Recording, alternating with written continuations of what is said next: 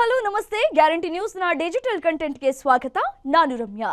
ಕರ್ನಾಟಕದ ಶಿಕ್ಷಣ ಸಂಸ್ಥೆಗಳಲ್ಲಿ ಈ ಸಮವಸ್ತ್ರ ಮತ್ತು ಶಿಸ್ತಿನ ವಿಚಾರವಾಗಿ ಉಂಟಾದಂತಹ ಹಿಜಾಬ್ ವಿವಾದವು ದೇಶದಾದ್ಯಂತ ದೊಡ್ಡ ಮಟ್ಟದ ಚರ್ಚೆಯನ್ನು ಯಾವ ರೀತಿಯಾಗಿ ಹುಟ್ಟುಹಾಕಿತ್ತು ಅಂತ ನಿಮ್ಮೆಲ್ಲರಿಗೂ ಗೊತ್ತೇ ಇದೆ.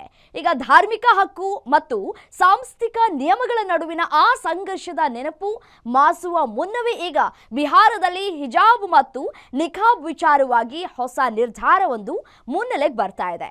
ಆಭರಣ ಮಳಿಗೆಗಳಿಗೆ ಮುಸುಕು ಧರಿಸಿ ಬರುವಂತಹ ಕೆಲವು ಮಹಿಳೆಯರ ಗುಂಪುಗಳು ಗ್ರಾಹಕರ ಸೋಗಿನಲ್ಲಿ ಕಳ್ಳತನ ಮತ್ತು ದರೋಡೆ ಮಾಡ್ತಾ ಇರುವಂತಹ ಪ್ರಕರಣಗಳು ಹೆಚ್ಚಾಗ್ತಾ ಇದೆ. ಸೊ ಹಾಗಾಗಿ ಬಿಹಾರದ ಚಿನ್ನದ ವರ್ತಕರು ಮುಖ ಮುಚ್ಕೊಂಡು ಬರುವವರಿಗೆ ಈ ಒಂದು ಪ್ರವೇಶವನ್ನ ನಿಷೇಧ ಮಾಡಿದ್ದಾರೆ.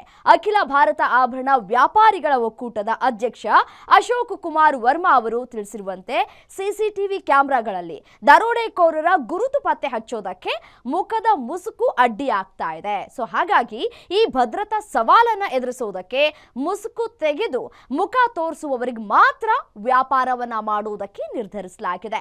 ಇತ್ತೀಚೆಗೆ ಉತ್ತರ ಪ್ರದೇಶದ ಝಾನ್ಸಿಯಲ್ಲಿಯೂ ಕೂಡ ಇದೇ ರೀತಿಯ ಕ್ರಮವನ್ನ ಕೂಡ ಕೈಗೊಳ್ಳಲಾಗಿತ್ತು. ಕರ್ನಾಟಕದ ವಿವಾದವು ಶೈಕ್ಷಣಿಕ ಶಿಸ್ತಿಗೆ ಸಂಬಂಧಿಸಿದ್ರೆ ಬಿಹಾರದ ಈ ಕ್ರಮವು ಸಂಪೂರ್ಣವಾಗಿ ಆರ್ಥಿಕ ಮತ್ತು ಅಪರಾಧ ತಡೆಗಟ್ಟುವಿಕೆಯನ್ನ ಆಧರಿಸಿದೆ. ಸಾರ್ವಜನಿಕ ಸ್ಥಳಗಳಲ್ಲಿ ಗುರುತಿನ ಪಾರದರ್ಶಕತೆ ಮತ್ತು ಧಾರ್ಮಿಕ ಆಚರಣೆಗಳ ನಡುವಿನ ಸಮತೋಲನದ ಬಗ್ಗೆ ಈ ಘಟನೆಗಳು ಮತ್ತೆ ಇದೀಗ ಚರ್ಚೆಯನ್ನ ಹುಟ್ಟುಹಾಕ್ತಾ ಇದೆ.